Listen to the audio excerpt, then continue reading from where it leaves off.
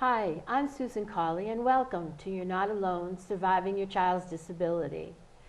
Being able to read is an essential skill necessary to get through life. For people who have disabilities, reading can be tedious and sometimes completely impossible. The Perkins Braille and Talking Book Library is one way to resolve this issue. I would like to welcome our two guests from the library, Debbie Smith, who is the Library Outreach Coordinator, and Kim Charlson, Director from the library as well, who will speak to us in greater detail about how they can help. Besides blind and deaf people, who is eligible to utilize your services? The Perkins Library has several different disabilities that are eligible to use our services. Most of our materials are audio, and so not that many deaf people use our service for obvious reasons. Okay. But we do have large print materials. So if someone was hard of hearing and had a visual impairment as well, they could utilize our large print services. So obviously people who are blind or visually impaired have a need for different format of reading since they can't read conventional print. So the audiobooks are perfect for that, and we also of course have Braille books in our program too. So people who have other types of disabilities that qualify for our services. Like what types of disabilities? That includes people who have a physical disability where they cannot hold a book or turn the pages of a book because of that disability. So that could be paralysis or hand dexterity issues. For elders, sometimes stroke, paralysis, that kind of thing. And then people who have a reading or learning disability. So this would certainly be a lot of children who have processing disorders, that they're not reading print as well as their peers. They could do better with audio materials and listening, sometimes supplementing print reading as well. So for those students who have some kind of learning or reading disability, we have an application that needs to be completed, and it can be filled out by a reading teacher or the parent. And then it needs to be signed and certified, basically, that the individual applying for the service does have a disability. And for children with reading disabilities, that would probably need to be signed off on by a pediatrician or someone like that, their medical doctor. Now, adults also can use the services all the way up through the elderly. Absolutely, yes, definitely. That's great. And the most important thing to remember, and we will probably say this several times, is that the program is completely free. That's wonderful. I don't know anywhere else that has that type of program where everything is completely free, including the shipping. Isn't that correct? That's correct. That's right. It's basically the accessible public library for people who can't read standard print. So we serve people in every community in Massachusetts, regardless of their age. And again, everything comes and goes through the mail, and it's free to send it back to us. There's no charge to return the materials. So it's a lending library. A lot of people kind of compare it to Netflix or something. You get it in the mail, you read, you listen, you send it back, and we send something else. So that's kind of how it works. How long do you get a chance to keep the materials for? We have our loan period is 8 weeks. Okay. So that's a pretty generous loan period. We're not, jumping up and down to get materials back. So we have an 8-week loan period, and we also do not charge overdue fees. Wow. So it's that's amazing. Especially for students, anybody who's going to school, we certainly want to make sure they have the books long enough to get done what they need to do. Correct. with the materials. So Yeah. that's how that Well, you works. mentioned that people in Massachusetts qualify for this. Do you qualify for anything if you live outside of Massachusetts? Well, yes, this is actually part of a national service. We come under the National Library Service for the Blind and Physically Handicapped. So there's some form of a talking book library in every state. So this is, Great. so if you move to Rhode Island, if you move to Connecticut, you just transfer your service to those states. Oh, okay. Yeah. What types of material does the Perkins Braille and Talking Book Library have available? Well, I like to think that we mirror what a town public library has. So we really are more of a recreational reading source. We do have reference materials as well, but we're not a textbook library. That's a different organization that covers that. So it's. What do you mean by that? Well, what I mean is that if a student needed a textbook, for instance, a calculus textbook or something like that, they would probably go to an organization separate from us. It's called Learning Ally, another very important resource. It's headquartered in Princeton, New Jersey, but there's a studio here in Cambridge. Okay. So that's a whole separate ball game. Uh-huh. Ours is more of the novels and the biographies and the cookbooks and the same kinds of books that you get from a public library, which we Good. are. That's right. Can you get magazines and newspapers and that type of Definitely, material? definitely. We have a lot of children's magazines. We certainly have a lot of adult magazines, current news, and those come out in audio format and in Braille format. And we have a very, well, I think it's a very exciting program that's really state of the art for newspaper access, and it's called Newsline. And Newsline is primarily telephone-based access, where you call up a certain phone number and you listen to daily newspapers, including the Boston Globe and the Herald and USA Today and Wall Street Journal, things like that, on the telephone. There's also an online computer component for anyone who has, assistive technology and can use the screen enlargement or speech output to listen to the computer. You can use the computer. And there's over 350 different newspapers from around the country available on this service. So it's today's paper. It's access to today's news right now. It's not, today's paper 3 weeks from now when it gets recorded or put into large print. It's right then, right now. You can email yourself different articles you hear so you can save them and listen. And for the techie folks, there's an iPhone app, which is always great. Cool. Everybody likes to have the iPhone app to listen to the Newsline right on your iPhone. So it's anywhere, anytime, 24 hours a day. You can have access to all these different newspapers, about 45 different magazines. There's even a job listing through Newsline, where people can call up and put in, their zip code, and then they'll see accessible job listings. And there's the TV listings. So for people who want to know what's on television, it gives them, at 3:30 this show will be on, at 4 o'clock this show will be on, and you can check all the different channels in your area. Again, it's based by zip code. So it's a really great service. Now, that's not for novels and biographies and stuff. It's just strictly for news. That's exactly. There are some magazines on the service, and then the daily newspapers. So we have today's paper and yesterday's paper that stays on the service because it's a lot of content. So they rotate off as they get older off of the Newsline. So.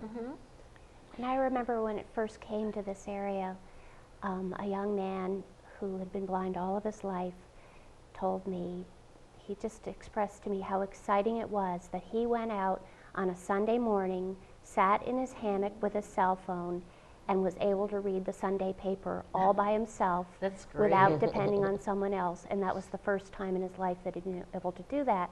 And it meant so much to him that he had this access to the same information that I have access to.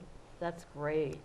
I bet a lot of other people would be excited about that too. Yeah, I It's think so. it's a very popular service through our library. Oh, yeah. Getting the local news is great. And it's It's a free. great thing. And it's free. That's right. It's wonderful. Now, there's a special device that you have to use to get novels and biographies and things like that. And do you have to you don't have to purchase this equipment, right? It's all free. It's loaned to our patrons, and this is the machine. We call it the talking book machine or the digital talking book player. This came out 5 years ago now. About that, About. It was preceded by a cassette player, and the wonderful thing about it is the directions for using it are built right into it. It's loaned to our patron, so there's no expense. And I'm going to just start pressing some buttons so that, because there's no book in it, the buttons will tell you exactly what their function is.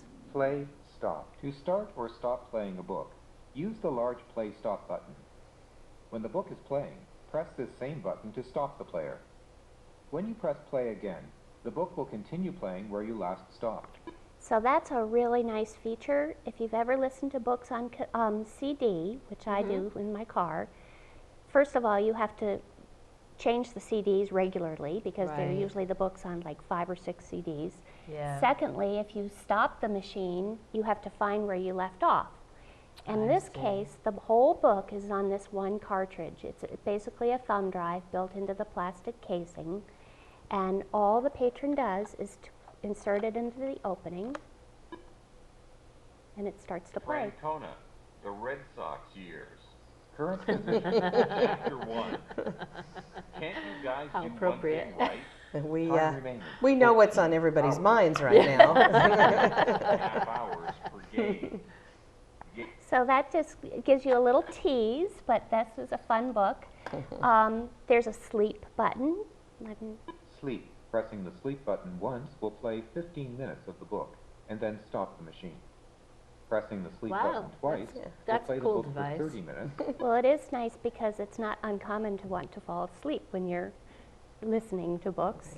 There's volume, there's speed, there's a built-in battery. When it's fully charged, there's over 29 hours of reading time, and then there's a Wow. cord in the back to recharge it.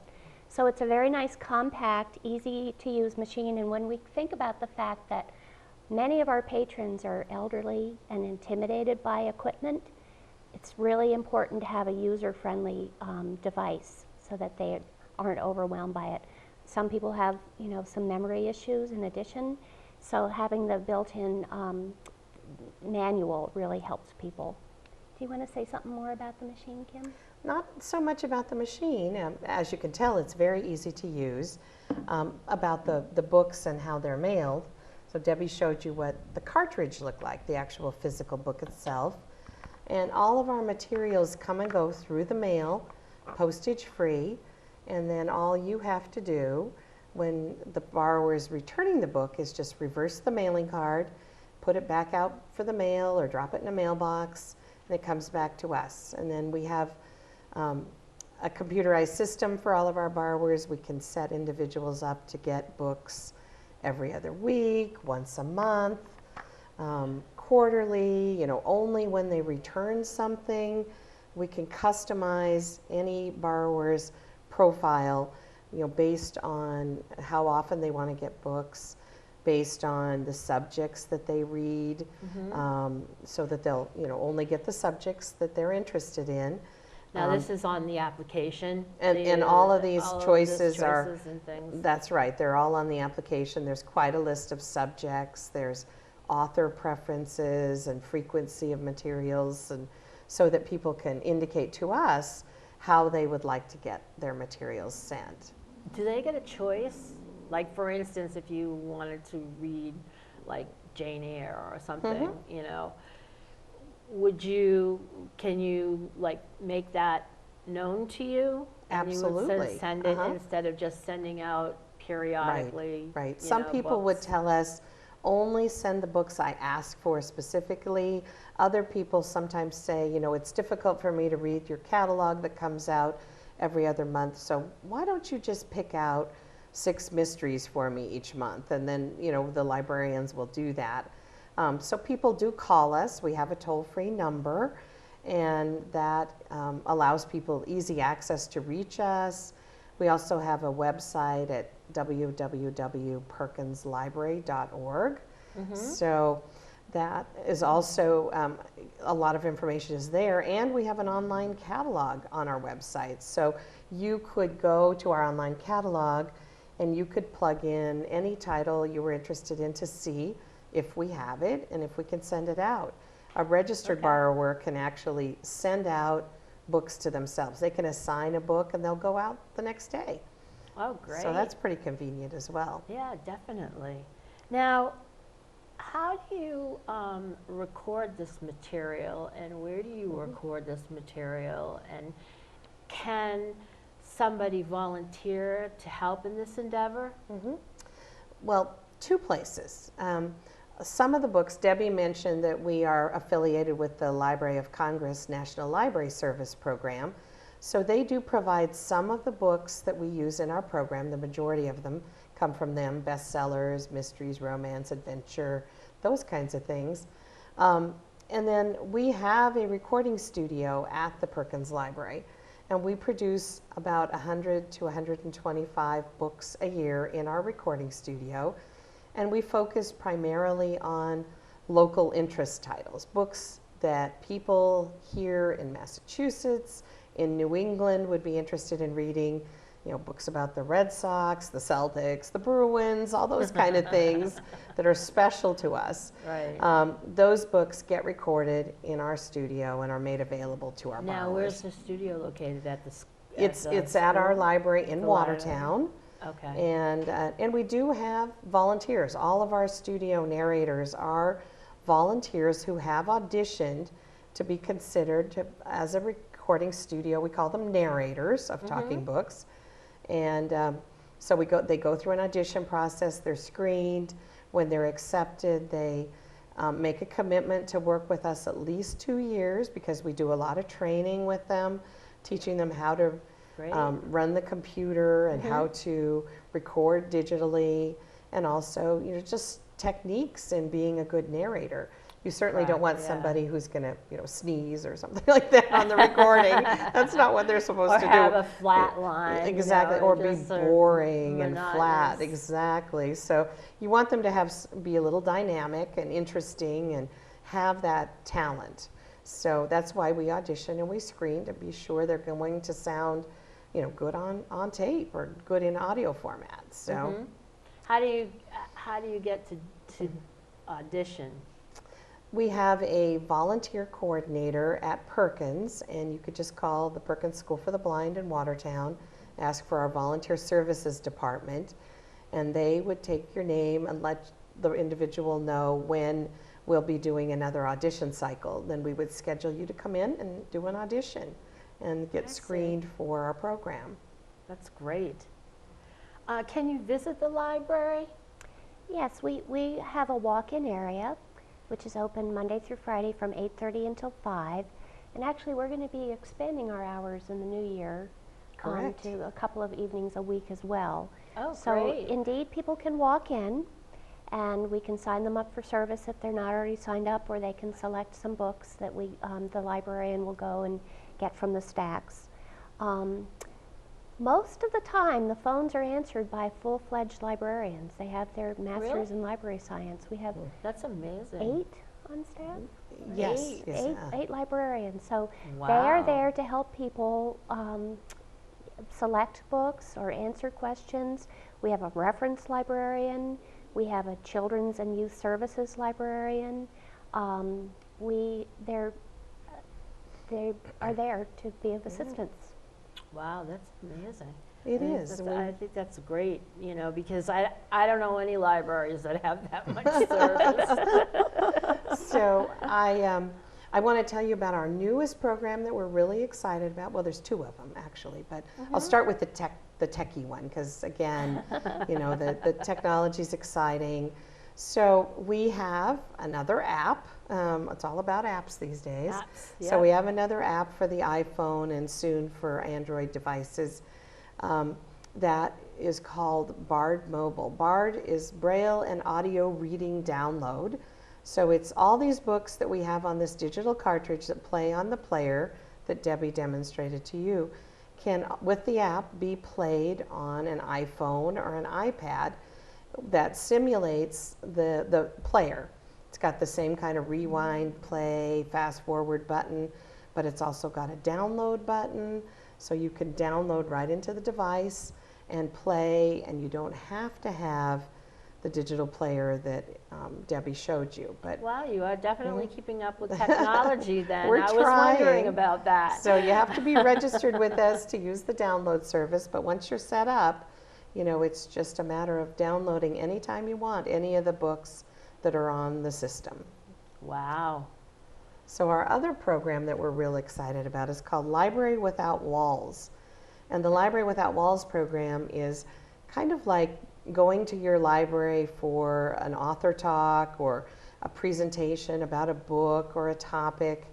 Well, because we serve people statewide, it's not always easy for them to get to Watertown to do Right. something with us. So we use a teleconference service where people can call in to a phone number, and there will be a program at a designated time that might talk about healthy lifestyles, or it might talk about you know, a book that everybody read. We have, of course, we have a Red Sox book club for all of our sports fanatics that love books about the Red Sox, and we've had different authors of different books come onto the line, just like you would have at a public library. But it's done over the phone, so people that have transportation issues don't have to get themselves, you know, to Watertown or somewhere. They can just join So you by have phone. the seminar live, but Right then on the people phone. can just right on the phone? Or? That's right. It's on the telephone. The speakers are there. The attendees are all there I over the see. phone, and they get the I same see. kind of an Okay. experience. And then we record it as well for people who couldn't make it, so they could hear it too. So the first book that we did on July 31st was Francona. And Kim had invited Dan Shaughnessy, who is a sports writer for the Globe and is the co-author of the book. He wrote it with Francona. He joined our telephone conference call.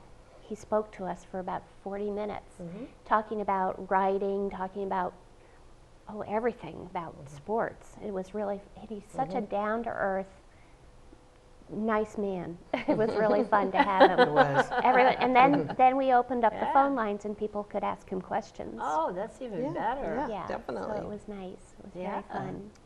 Now, you've already told us a little bit about how you apply for services. You know, you have an application. Is there anything else that you need to do? No, not really. I mean, we let's talk a little bit about the patrons again and who can become patrons. Okay. So there are people who are legally blind, people who have a vision loss to a degree that it makes it difficult for them to read regular print, people with physical conditions making it difficult to hold a book and turn the pages, people with a learning disability. So those are our individual patrons, but we also, institutions, organizations who work with these people can also become patrons. Oh, And that's interesting. so a nursing home, I just was at a conference of activities professionals, activities directors. They are so tuned into what we do, and they use our services for their clients, their residents. in residential homes. In residential settings, and yes. I love Schools. that. Schools. Schools and the yes. special ed programs or any kind of specialized classrooms Yep. can be part of our program and use these materials with their students. Libraries in a school could be set up to have our materials in their library to work with any kind of student with specialized reading needs. That's wonderful. I mean, I don't think schools really know about that, because that's a service that I've never heard of being discussed like in an IEP or an ISP meeting. I've never heard of any of that being discussed. Right, and I think you're right that schools and teachers don't always realize that their students who have any kind of reading issues based on a disability could qualify. And it's such a pivotal time in a student's development about, learning to read. And when they have problems, what you want to do is hopefully not get to the point where a student is just so negative about reading, because that's going to go with them all the rest of their lives. And reading could be such a wonderful experience, and something that so many students, take for granted. And so Yeah. we're really hoping to promote the service that it can be used by students with a wide variety of disabilities as well. Especially young kids who are just learning how to read and have those disabilities and those problems. Yeah. I think that it's really important that they have access to this material and to the, actual machine. I think that's a great thing. And I think that when Kim was speaking a few minutes ago about the app of being able to download from the BARD website to an iDevice, Mm-hmm. I think that that's particularly exciting for the younger people we work with. True. Because they're 'Cause walking around the everybody hallway has- in the school with the same device that their peers are walking around with, rather than having, while this is a wonderful player, it's nice for the kids to have the same device that their peers are having. Exactly. So Correct. we think that this is going to be really popular and, Yeah, and make it I even definitely more think so. inclusive and more accessible to our students. Yeah. Is there a limit to how much you can borrow at one time? Well, not really. I mean, certainly if you had, 60 or 70 books, we'd probably notice, because we're librarians and we notice those kind of things. But generally, if there's a reason, especially for students, they have pretty high demand. Sometimes they need to read a lot of different things. We're going to be pretty flexible about that. But the books come back, and when the borrower is finished, they just mail them back. So, we don't really have limits. It's just based on what they can do. And if they're downloading, we certainly don't have limits. The limitation would be how many books you could store on your device at one time. Mm-hmm. So, but other True. than that, Now, do the librarians check in with people who have like over an 8-week period? Is that part of their job? We don't really have the not- staffing to do that. Exactly. Our No. staffing, we try to focus on the immediate, service delivery rather than chasing down the books. So we kind of assume that people are going to send them back eventually. If we haven't heard from somebody for 10 or 12 months, and we may give them a quick call, send them an email, just ask, is there anything we can do for you? But generally we wait for people to contact us. For those people I mentioned who, get a book returned, when they say they want another book sent, we do that. And then we have, people will pop up in our computer system saying, they don't have any books, they need to have some attention from a Right. librarian. And that's, Right. then the librarian will look at their profile and say, well, it looks like they need a couple books. And so they'll choose a couple things and they'll go out in the mail. That's wonderful. We have quite a high volume. We send about 2,000 books out every day and get about 2,000 books in every day. Wow. So there's a lot going Yeah. on There every is. day. I'll There say. And That's a lot of books. over a couple of hundred phone calls usually a day. Right. So it's wonderfully busy. Yeah, we Wow. actually serve 25,000 people all across Massachusetts. So it is the equivalent of a small community, in Yeah. the state. People are calling from everywhere, and And hopefully, after this show, you'll have more. well, I Absolutely. hope so. I hope so. Again, because it's out there, it's available, it's free.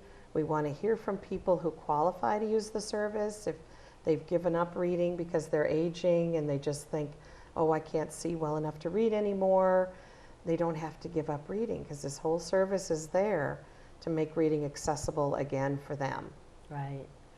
Well, the Perkins Braille and Talking Book Library seems like a great resource for people who have disabilities.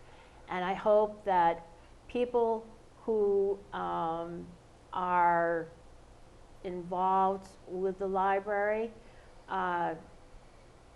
check this out. And, I think it's a great service. Let me give you the 800 number, just for anybody who wants to give us a call. It works anywhere in Massachusetts. It's 1-800-852-3133. Perfect. Well, thank you, Kim and Debbie, for being guests on our show today. I learned a lot. And for those of you watching, please join us again on You're Not Alone, Surviving Your Child's Disability.